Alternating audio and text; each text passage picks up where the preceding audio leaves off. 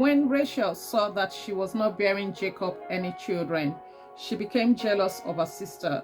So she said to Jacob, "Give me children or I die." Jacob became angry with her and said, "Am I in the place of God, who has kept you from having children?" Then she said, "Here is Bilhah, my servant. Sleep with her so that she can bear children for me, and I too can build a family through her." So she gave him her servant Bilhah as a wife. Jacob slept with her, and she became pregnant and bore him a son. Then Rachel said, "God has vindicated me. He has listened to my plea and given me a son." Because of this, she named him Dan. Rachel's servant Bilhah conceived again and bore Jacob a second son. Then Rachel said, "I have had a great struggle with my sister, and I have won." So she named him Naphtali. When Leah saw that she had stopped having children, she took her servant Zilpah and gave her to Jacob as a wife. Leah's servant Zilpah bore Jacob a son. Then Leah said, "What good fortune!" So she named him Gad. Leah's servant Zilpah bore Jacob a second son. Then Leah said, "How happy I am! The woman will call me happy." So she named him Asher. During wheat harvest, Reuben went out into the field and found some mandrake plants, which he had brought to his mother Leah. Rachel said to Leah, "Please give me some of your son's mandrakes." But she said to her, "Wasn't it enough that you took away my husband? Will you take my son mandrakes as well?" "Very well," Rachel said. "He can sleep with you tonight in return for your son's mandrakes." So when Jacob came in from the field that evening, Leah went out to meet him. "You must sleep with me," she said. "I have hired you with my son's mandrakes." So he slept with her that night. God listened to Leah, and she became pregnant and bore Jacob a fifth son. Then Leah said, "God has rewarded me for giving my servant to my husband." So she named him Issachar. Leah conceived again and bore Jacob a sixth son. Then Leah said, "God has presented me with a precious gift. This time my husband will treat me with honor, because I have borne him 6 sons." So she named him Zebulun. Sometime later, she gave birth to a daughter and named her Dinah. Then God remembered Rachel. He listened to her and enabled her to conceive. She became pregnant and gave birth to a son and said, "God has taken away my disgrace." She named him Joseph and said, "May the Lord add to me another son." After Rachel gave birth to Joseph, Jacob said to Laban, "Send me on my way so I can go back to my own homeland. Give me my wives and children for whom I have served you, and I will be on my way. You know how much work I've done for you." But Laban said to him, "If I have found favor in your eyes, please stay. I have learned by divination that the Lord has blessed me because of you." He added, "Name your wages, and I will pay them." Jacob said to him, "You know how I have worked for you, and how your livestock had fared under my care. The little you had before I came has increased greatly, and the Lord has blessed you wherever I have been. But now, when may I do something for my own household?" "What shall I give you?" he asked. "Don't give me anything," Jacob replied. "But if you will do this one thing for me, I will go on tending your flocks and watching over them. Let me go through all your flocks today and remove from them every speckled or spotted sheep, every dark-colored lamb, and every spotted or speckled goat. They will be my wages, and my honesty will testify for me in the future. Whenever you check on the wages you have paid me, any goat in my possessions that is not speckled or spotted, or any lamb that is not dark-colored, will be considered stolen." "Agreed," said Laban. Let it be as you have said." That same day he removed all the male goats that were streaked or spotted, and all the speckled or spotted female goats, all that had white on them, and all the dark-colored lambs and he placed them in the care of his sons. Then he put a 3-day journey between himself and Jacob. While Jacob continued to tend the rest of Laban's flock, Jacob, however, took fresh cut branches from poplar, almond, and plane trees and made white strips on them by peeling the bark and exposing the white inner wood of the branches. Then he placed the peeled branches in all the watering troughs so that they would be directly in front of the flocks when they came to drink. When the flocks were in the heat and came to drink, they mated in front of the branches, and they bore young that were streaked or speckled or spotted. Jacob set apart the young of the flock by themselves, but made the rest face the streaked and dark-colored animals that belonged to Laban.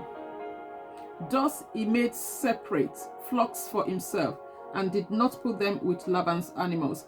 Whenever the stronger females were in heat, Jacob would place the branches in the troughs in front of the animals, so they would mate near the branches. But if the animal were weak, he would not place them there. So the weak animals went to Laban, and the strong ones to Jacob.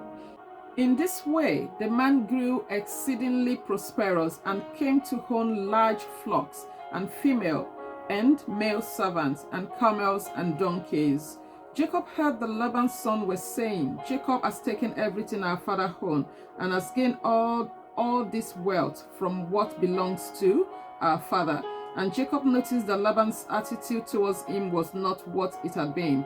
Then the Lord said to Jacob, go back to the land of your fathers and to your relatives, and I'll be with you. So Jacob sent word to Rachel and Leah to come out to the field where his flocks were. He said to them, I see that your father's attitude towards me is not what it was before, but the God of my father has been with me.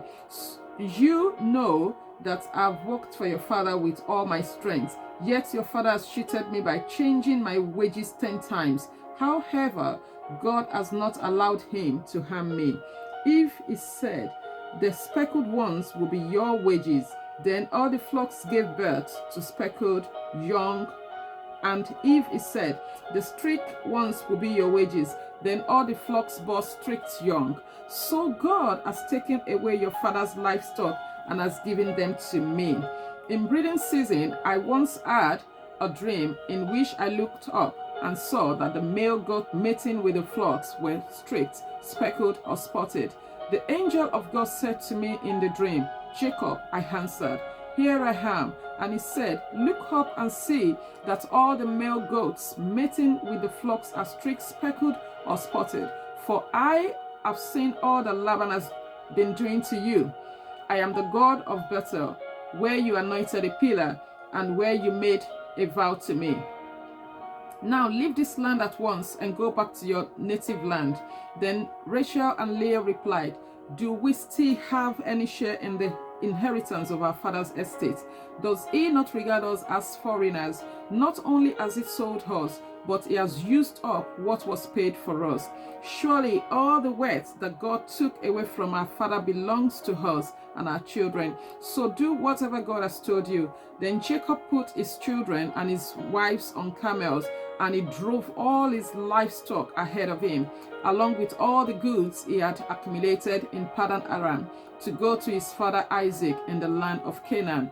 When Laban had gone to share his sheep, Rachel stole her father's household gods. Moreover, Jacob deceived Laban the Aramean that by not telling him he was running away. So he fled with all he had, crossed the Euphrates River, and headed for the hill country of Gilead. On the third day, Laban was told that Jacob had fled, taking his relative with him. He pursued Jacob for 7 days and caught up with him in the hill country of Gilead. Then God came to Laban the Aramean in a dream at night and said to him, be careful not to say anything to Jacob, either good or bad. Jacob had pitched his tent in the hill country of Gilead when Laban overtook him, and Laban and his relative camped there too. Then Laban said to Jacob, what have you done? You've deceived me and you've carried off my daughters like captive in war. Why did you run off secretly and deceive me? Why didn't you tell me so I could send you away with joy and singing to the music of timbrels and harps? You didn't even let me kiss my grandchildren and my daughters goodbye. You have done a foolish thing. I have the power to harm you. But last night the God of your father said to me, be careful not to say anything to Jacob, either good or bad. Now you have gone off because you long to return to your father's household. But why did you steal my gods? Jacob answered Laban, I was afraid, because I thought you would take your daughters away from me by force. But if you find anyone who has your gods, that person shall not live. In the presence of our relative, see for yourself whether there is anything of yours here with me. And if so, take it. Now Jacob did not know that Rachel had stolen the gods. So Laban went into Jacob's tent and into Leah's tent and into the tents of the two female servants, but he found nothing. After he came out of Leah's tent, he entered Rachel's tent. Now Rachel had taken the household gods and put them inside a camel's saddle and was sitting on them. Laban searched through everything in the tent, but found nothing. Rachel said to her father, don't be angry, my lord, that I cannot stand up in your presence. I am having my period. So he searched but could not find the household gods. Jacob was angry and took Laban to task. What is my crime? He asked Laban. How have I wronged you that you hunt me down? Now that you have searched through all my goods, what have you found that belongs to your household? Put it here in front of your relatives and mine, and let them judge between the two of us. I have been with you for 20 years now.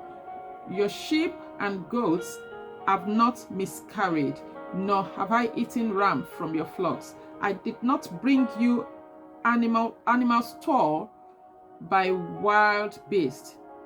I bore the loss myself, and you demanded payment from me for whatever was stolen by day or night.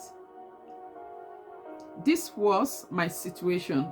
The heat consumed me in the daytime, and the cold at night, and sleep fled from my eyes. It was like this for the 20 years I was in your household. I worked for you 14 years for your 2 daughters, and 6 years for your flocks, and you changed my wages 10 times. If the God of my father, the God of Abraham, and the fear of Isaac had not been with me, you would surely have sent me away empty-handed. But God has seen my hardship and the toil of my hands, and last night he rebuked you. Laban answered Jacob, the women are my daughters, the children are my children, and the flocks are my flocks. All you see is mine. Yet what can I do today about these daughters of mine, or about the children they have borne? Come now, let's make a covenant, you and I, and let it serve as a witness between us. So Jacob took a stone and set it up as a pillar. He said to his relatives, gather some stones. So they took stones and piled them in a heap, and they ate there by the heap. Laban called Jegar Sahadutel, and Jacob called it Galeed. Laban said, this heap is a witness between you and me today. That is why it was called Galeed. It was also called Mizpah, because it said, may the Lord keep watch between you and me when we are away from each other. If you mistreat my daughters, or if you take any wife beside my daughters, even though no one is with us, remember that God is a witness between you and me. Laban also said to Jacob, here is the heap, and here is this pillar I have set up between you and me. This heap is a witness. And this pillar is a witness that I will not go past this heap to your side to harm you, and that you will not go past this heap and pillar to my side to harm me. May the God of Abraham and the God of Nahor, the God of their father, judge between us. So Jacob took an oath in the name of the fear of his father Isaac. He offered a sacrifice there in the hill country and invited his relatives to a meal. After they had eaten, they spent the night there. Early the next morning, Laban kissed his grandchildren and his daughters and blessed them. Then he left and returned home. Jacob also went on his way, and the angels of God met him. When Jacob saw them, he said, "This is the camp of God." So he named that place Mahanaim. Jacob sent messengers ahead of him to his brother Esau in the land of Seir, the country of Edom. He instructed them, "This is what you are to say to my lord Esau. Your servant Jacob says, I have been staying with Laban and have remained there till now. I have cattle and donkeys, sheep and goats, male and female servants. Now I am sending this message to my lord, that I may find favor in your eyes." When the messenger returned to Jacob, they said, "We went to your brother Esau, and now he is coming to meet you, and 400 men are with him." In great fear and distress, Jacob divided the people who were with him into two groups, and the flocks and herds and camels as well. He thought, if Esau comes and attacks one group, the group that is left may escape. Then Jacob prayed, "O God of my father Abraham, God of my father Isaac, Lord, you who said to me, 'Go back to your country and your relative, and I will make you prosper.'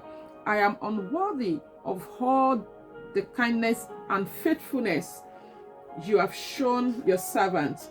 I had only my staff when I crossed this Jordan, but now I have become two camps. Save me, I pray, from the hand of my brother Esau, for I am afraid he would come and attack me, and also the mothers with their children. But you have said, I will surely make you prosper, and will make your descendant like the sand of the sea, which cannot be counted." He spent the night there, and from what he had with him, he selected a gift for his brother Esau: 200 female goats and 20 male goats, 200 ewes and 20 rams, 30 female camels with their young, 40 cows and 10 bulls, and 20 female donkeys and 10 male donkeys. He put them in the care of his servants, each head by itself, and said to his servant, "Go ahead of me and keep some space between the herds." He instructed the one in the lead, "When my brother Esau meets you and asks, 'Who do you belong to, and where are you going, and who owns all these animals in front of you?' then you are to say, 'They belong to your servant Jacob. They are a gift sent to my lord Esau, and he is coming behind us." He also instructed the second and third and all the others who followed the herds, "You are to say the same thing to Esau when you meet him. And be sure to say, 'Your servant Jacob is coming behind us,' for he thought, 'I will pacify him with this gift I am sending on ahead. Later when I see him, perhaps he will receive me.' So Jacob's gift went on ahead of him, but he himself spent the night in the camp. That night Jacob got up and took his 2 wives, his 2 female servants, and his 11 sons, and crossed the ford of the Jabbok. After he had sent them across the stream, he sent over all his possessions. So Jacob was left alone, and a man wrestled with him till daybreak. When the man saw that he could not overpower him, he touched the socket of Jacob's hips, so that his hip was wrenched as he wrestled with the man. Then the man said, "Let me go, for it is daybreak." But Jacob replied, "I will not let you go unless you bless me." The man asked him, "What is your name?" "Jacob," he answered. Then the man said, "Your name will no longer be Jacob, but Israel, because you have struggled with God and with humans and have overcome." Jacob said, "Please tell me your name." But he replied, "Why do you ask my name?" Then he blessed him there. So Jacob called the place Peniel, saying, "It is because I saw God face to face, and yet my life was spared." The sun rose above him as he passed Peniel, and he was limping because of his heat. Therefore, to this day, the Israelites do not eat the tendon attached to the socket of the hip, because the socket of Jacob's hips was touched near the tendon. Jacob looked up, and there was Esau coming with his 400 men. So he divided the children among Leah, Rachel, and the 2 female servants. He put the female servants and their children in front, Leah and her children next, and Rachel and Joseph in the rear. He himself went on ahead and bowed down to the ground 7 times as he approached his brother. But Esau ran to meet Jacob and embraced him. He threw his arms around his neck and kissed him, and they wept. Then Esau looked up and saw the women and children. "Who are these with you?" he asked. Jacob answered, "They are the children God has graciously given your servant." Then the female servants and their children approached and bowed down. Next, Leah and her children came and bowed down. Last of all came Joseph and Rachel, and they too bowed down. Esau asked, "What's the meaning of all these flocks and herds I met?" "To find favor in your eyes, my lord," he said. But Esau said, "I already have plenty, my brother. Keep what you have for yourself." No, please," said Jacob. "If I have found favor in your eyes, accept this gift from me. For to see your face is like seeing the face of God. Now that you have received me favorably, please accept the present that was brought to you. For God has been gracious to me, and I have all I need." And because Jacob insisted, Esau accepted it. Then Esau said, "Let us be on our way. I will accompany you." But Jacob said to him, "My Lord knows that the children are tender, and that I must care for the ewes and cows that are nursing their young. If they had driven hard just one day, all the animals would die. So let my Lord go ahead of his servant, while I move along slowly at the pace of the flocks and herds before me, and the pace of the children, until I come to my Lord in Seir." Esau said, "Then let me leave some of my men with you." "But why do that?" Jacob asked. "Just let me find favor in your eyes of my Lord. Just let me find favor in the eyes of my Lord." So that day Esau started on his way back to Seir. Jacob, however, went to Succoth, where he built a place for himself and made shelters for his livestock. That is why the place is called Succoth. After Jacob came from Paddan Aram, he arrived safely at the city of Shechem in Canaan and camped within sight of the city. For 100 pieces of silver he bought from the sons of Hamon and the father of Shechem the plot of ground where he pitched his tent. There he set up an altar and called it El Elohi Israel. Now Dinah, the daughter Leah had brought to Jacob, went out to visit the woman of the land. When Shechem, son of Hamor the Evite, the ruler of that area, saw her, he took her and raped her. His heart was drawn to Dinah's Dinah, daughter of Jacob. He loved the young woman and spoke tenderly to her. And Shechem said to his father Hamor, "Get me this girl as my wife." When Jacob heard that his daughter Dinah had been defiled, his sons were in the field with his livestock. So he did nothing about it until they came home.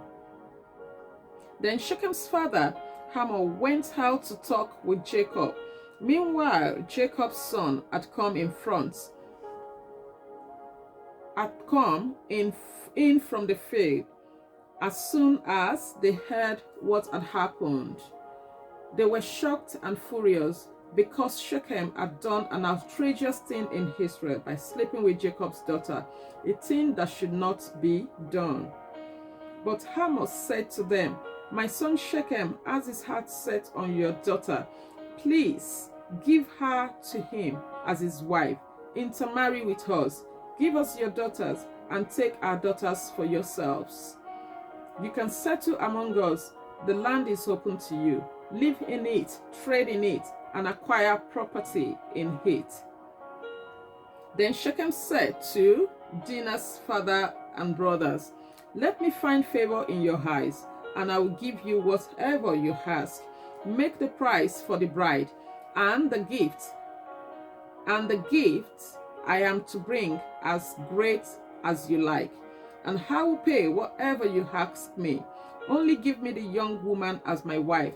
Because their sister Dinah had been defiled, Jacob's son replied deceitfully as they spoke to Shechem and his father Hamor. They said to them, "We cannot do such a thing. We can't give our sister to a man who is not circumcised. That would be a disgrace to us. We will enter into an agreement with you on one condition only, that you become like us by circumcising all your males.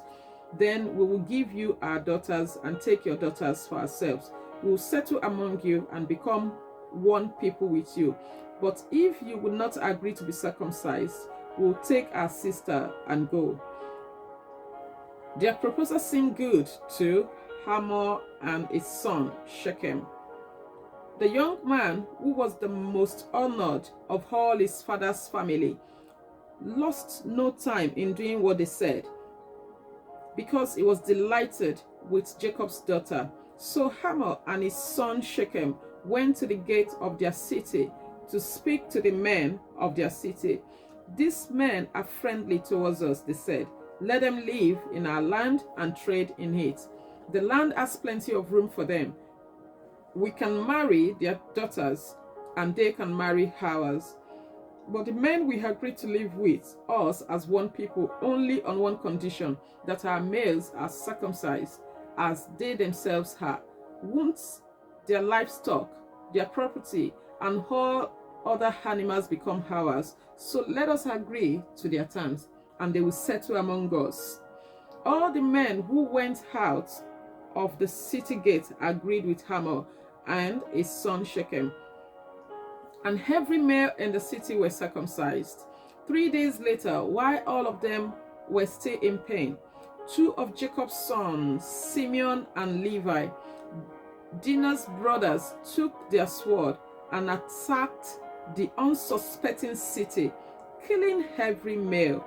They put Hamor and his son Shechem to the sword and took Dinah from Shechem's house and left.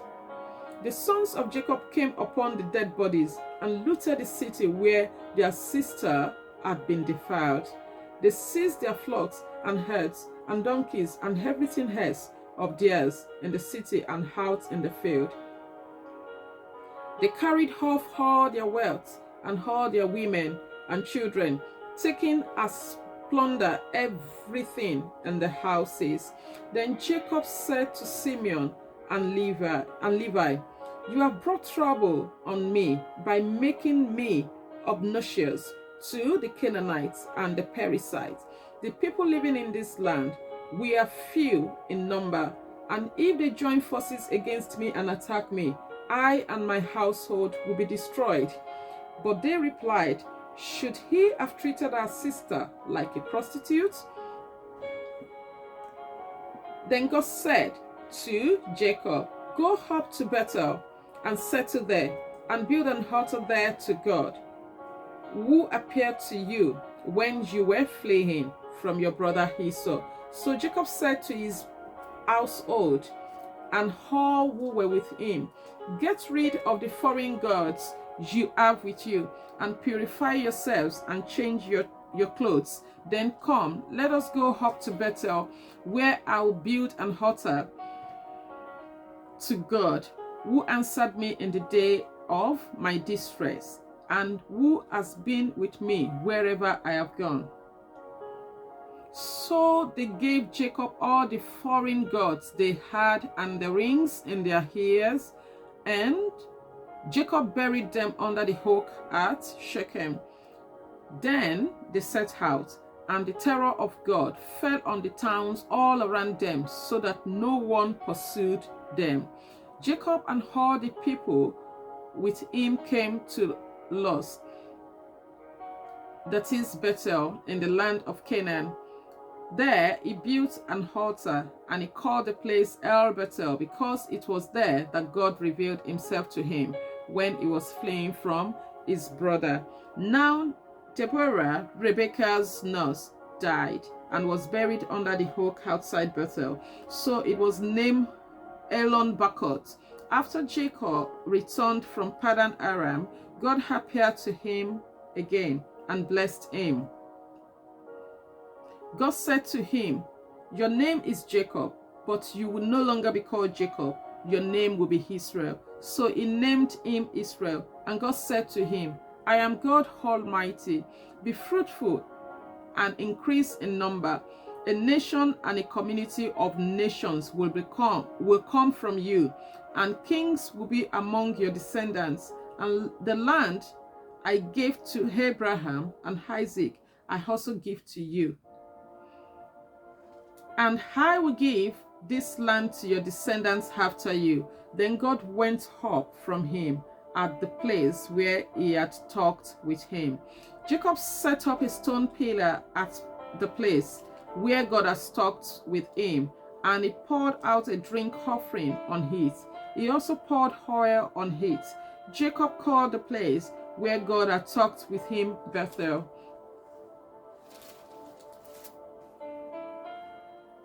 Then they moved on from Bethel, where they were still some distance from Ephraim. Rachel began to give birth and had great difficulty. And as she was having great difficulty in childbirth, the midwife said to her, "Don't despair, for you have another son."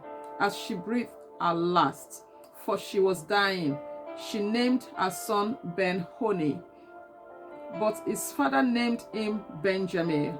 So Rachel died and was buried on the way to Ephraim, that is Bethlehem. Over a tomb, Jacob set up a pillar, and to this day, that pillar marks Rachel's tomb. Israel moved on again and pitched his tent beyond Migdal, where Israel was living in that. While Israel was living in that region, Reuben went in and slept with his father's concubine, Bela, and Israel out of it. Jacob had 12 sons, the sons of Leah: Reuben, the firstborn of Jacob; Simeon, Levi, Judah, Issachar, and Zebulun. The sons of Rachel: Joseph and Benjamin. The sons of Rachel's servant: Bilhah, Dan, and Naphtali. The sons of Leah's servant: Silpah, Gad, and Asher. These were the sons of Jacob, who were born to him in Padan Aram. Jacob came home to his father Isaac in Mar, near Kiriath Arba, that is Hebron, where Abraham and Isaac had stayed. Isaac lived 180 years. Then he breathed his last and died, and was gathered to his people, old and full of years. and his sons Esau and Jacob buried. This is the account of the family line of Esau, that is Edom. Esau took his wives from the women of Canaan, Ada, daughter of Helon the Hittite, and Ohol, Ibama, daughter of Hanan, and granddaughter of Sibeon the Hivite, also Basemath, daughter of Ishmael and sister of Nebaioth. Ada bore Eliphaz to Esau. Basemath bore Reuel and Olibama bore Jeush, Jalam, and Korah. These were the sons of Esau who were born to him in Canaan. Esau took his wives and sons and daughters and all the members of his household, as well as his livestock and all his other animals and all the goods he had acquired in Canaan, and moved to a land some distance from his brother Jacob. Their possessions were too great for them to remain together. The land where they were staying could not support them both because of their livestock. So Esau, that is Edom, settled in the hill country of Seir. This is the account of the family line of Esau, the father of the Edomites in the hill country of Seir. These are the names of Esau's son: Eliphaz, the son of Esau's wife Ada, and Reuel, the son of Esau's wife Basemath, the son of Eliphaz, Timah, Omar, Zippor, Gatam, and Kenaz. Esau's son Eliphaz also had a concubine named Timnah, who bore him Amalek. These were grandsons of Esau's wife Ada. The sons of Reuel: Naat, Zerah, Shammah, and Misa. These were grandsons of Esau's wife Basemath. The sons of Esau's wife Oholibama, daughter of Hannah and granddaughter of Zibeon, whom she bore to Esau: Jeush, Jalam, and Korah. These were the chiefs among Esau's descendants. The sons of Eliphaz, the firstborn of Esau: chiefs Timah, Homer, Sepol, Kenaz, Korah, Gatam, and Amalek. These were the chief descendants from Eliphaz in Edom. They were grandsons of Ada. The sons of Esau's son Reuel: Nahat, Zerah, Shammah, and Misa. These were the chief descendants from Reubens in Edom. They were grandsons of Esau's wife Basemath. The sons of Esau's wife Oholibama: Jeush, Jalam, and Korah. These were the chief descendant from Esau's wife Oholibama, daughter of Anna. There were the sons of Esau, that is Edom, and these were their chiefs. These were the sons of Seir the Horites, who were living in the region: Lothar, Shobal, Zibeon, Hannah, Dishon, Eser, and Dishan. These sons of Seir in Edom were Horite chiefs. The sons of Lotan: Ori and Homer. Timnah was Lotan's sister. The sons of Shobal: Alvan, Manahath, Eber, Shepol, and Honam. The son of Sibeon: Haya and Hannah. This is the Anna who discovered the hot spring in the desert while he was grazing the donkeys of his father Sibeon. The children of Hannah: Dishon and Oholibama, daughter of Hannah. The sons of Dishon: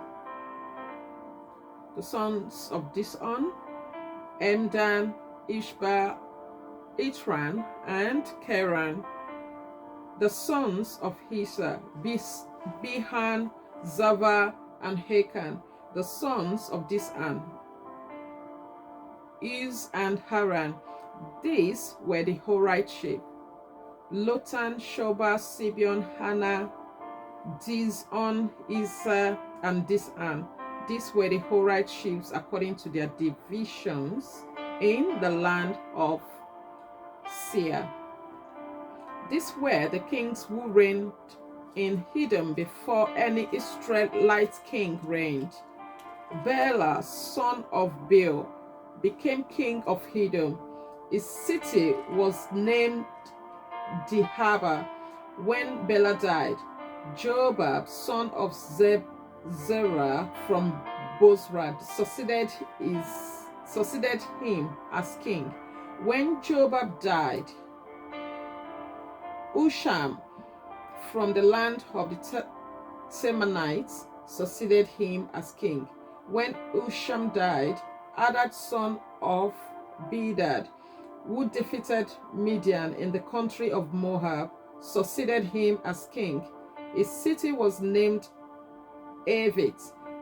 When Hadad died, Samlah from Masrekah succeeded him as king. When Samlah died, Shaul from Rehoboth on the river succeeded him as king.